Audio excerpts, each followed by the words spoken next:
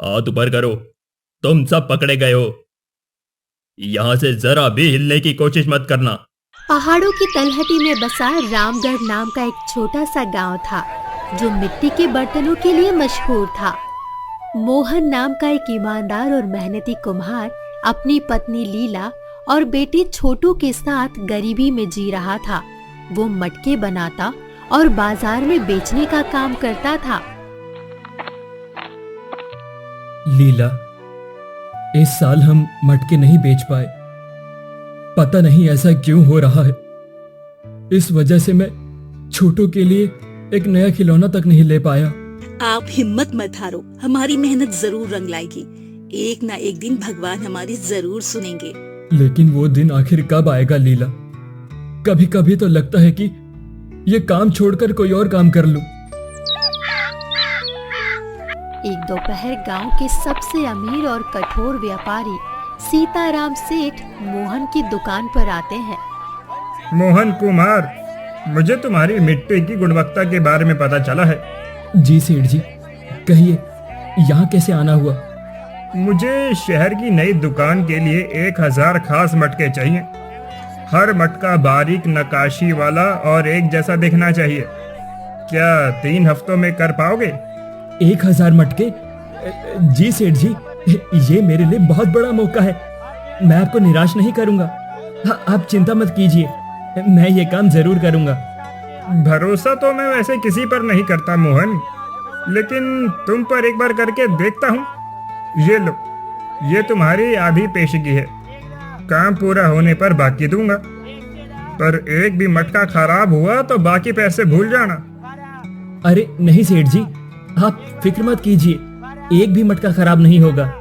उसके बाद सेठ सीताराम वहां से चला जाता है। लीला, देखो 1000 मटके और इतनी पेशगी। अब हमारे अच्छे दिन आएंगे। अब छोटू को अच्छी पढ़ाई मिलेगी। भगवान ने हमारी सुन ली। ये आपकी ईमानदारी और मेहनत का फल है जी। मोहन ने 3 हफ्तों तक दिन रात कड़ी मेहनत करके लीला और कुछ अन्य कुम्हारों की मदद से 999 सुंदर नक्काशीदार मटके तैयार कर दिए थे। वो आखिरी मटका बना ही रहा था कि गांव में छोटी मोटी चोरियों की खबर फैल गई। मोहन, सुना तुमने? आज रामू के घर से भी सारा अनाज चोरी हो गया। पता नहीं गांव में अचानक ये कौन चोर आ गया है। गांव में हर कोई परेशान है।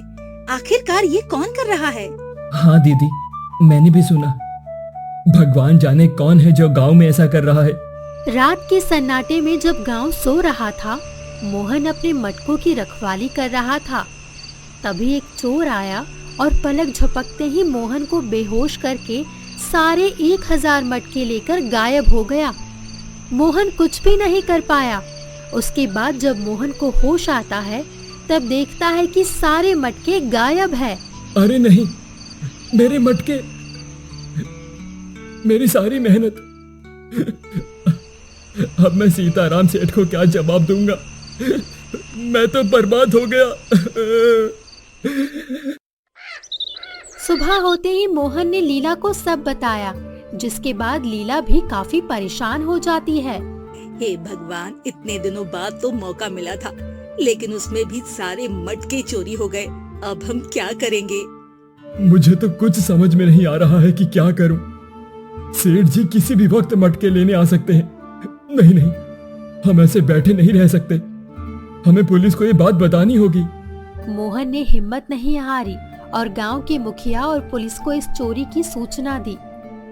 उसके बाद पुलिस इंस्पेक्टर ने तुरंत तलाश शुरू की, पर कोई सुराग नहीं मिला।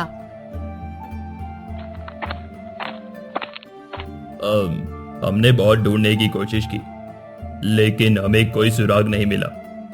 मोहन, क्या तुम्हें किसी पर शक है? पता नहीं क्यों, लेकिन मुझे अजय पर शक हो रहा है, क्योंकि अजय पिछले कुछ समय से पैसों की तंगी में था और उसकी हरकतें भी रहस्यमयी हो गई थी। अगले दिन मोहन ने गांव के बाहर जंगल की ओर जाते हुए कुछ ताजी मिट्टी के निशान देखे, जो उसके चाक की मिट्टी से मिलते थे।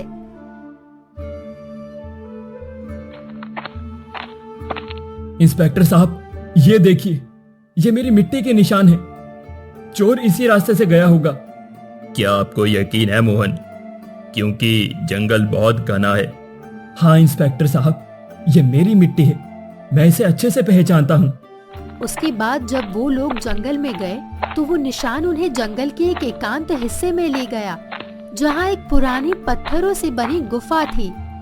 गुफा के मुहाने पर वही मिट्टी के निशान थे और अंदर से खुसर-पुसर की आवाजें आ रही थी। अरे मोहन, अंदर कुछ लोग हैं, हमें संभल कर जाना होगा। मोहन और इंस्पेक्टर ने एक गुफा के अंदर अजय और कुछ अन्य लोगों को मटके तोड़ते हुए देखा। मटकों से छोटी छोटी पुड़ियां निकल रही थी, जिन्हें वे एक बक्से में रख रहे थे। वो लोग अजय और उसके साथी थे। वो लोग काफी थके हुए और डरे हुए लग रहे थे। अजय, तुम ये क्या कर रहे हो? मेरे मटके, ये पुड़िया क्या है? मोहन भैया, आप यहाँ पर कैसे आ गए? यहाँ से चले जाइए, वरना मेरी जान खतरे में पड़ जाएगी। हाथ ऊपर करो, तुम सब पकड़े गए हो। यहाँ से जरा भी हिलने की कोशिश मत करना। अजय और उसके साथ के लोग घबरा गए। उन्होंने भागने की कोशिश की, लेकिन इंस्पेक्टर ने उन्हें तुरंत पकड़ लिया। अजय, मैं तुम्हें अच्छी तरह से जानता हूँ, तुम तो ऐसे चोर कभी नहीं थे। तो फिर तुम्हें अचानक से क्या हो गया है?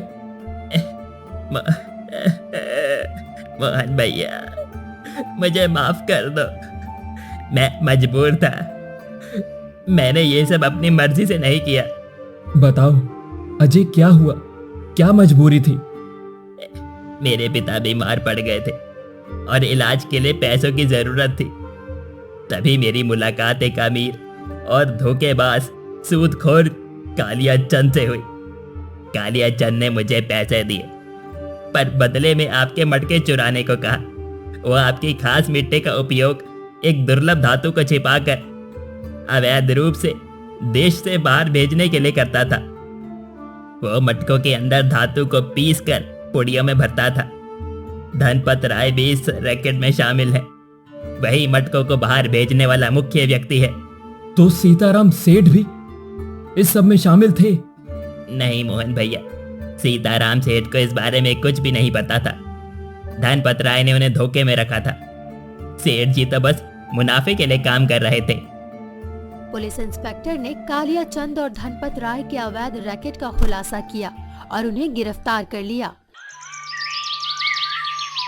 सीताराम सेठ को जब पूरी सच्चाई पता चली तो वो हैरान रह गए और उन्हें अपनी गलती का एहसास हुआ।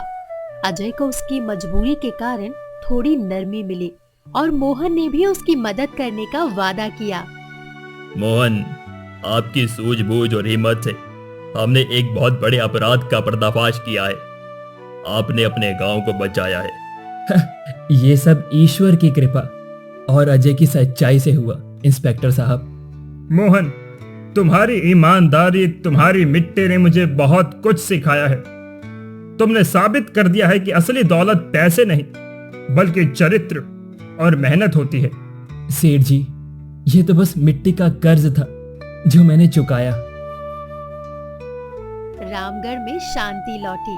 मोहन की सफलता रामगढ़ गांव में फिर से शांति और खुशहाली ले आई। मोहन, लीला और छोटू खुशी खुशी रह रहे हैं और मोहन की दुकान गांव के साथ साथ शहर में भी मशहूर हो गई। अजय ने भी अपनी गलती सुधारी और ईमानदारी का रास्ता चुना और इसी के साथ ये कहानी यहीं खत्म हुई।